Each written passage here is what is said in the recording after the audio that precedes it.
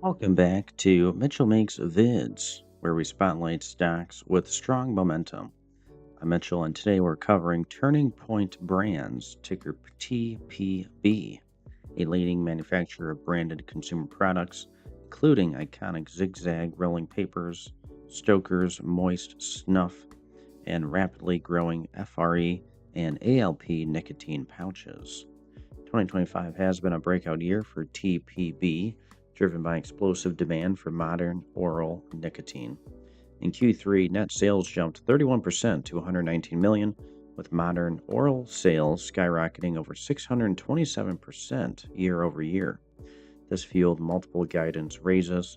Full year adjusted EBITDA now projected at 115 to 120 million, and modern oral sales at 125 to 130 million. The market rewarded this growth. Shares hit all-time highs above 113 in December, with year-to-date gains pushing the stock around 106 amid robust volume and analyst optimism. With nicotine pouches reshaping the portfolio and consistent dividends, TPB looks positioned in evolving consumer trends. More growth ahead? Share your thoughts below. Buy, hold, or watch.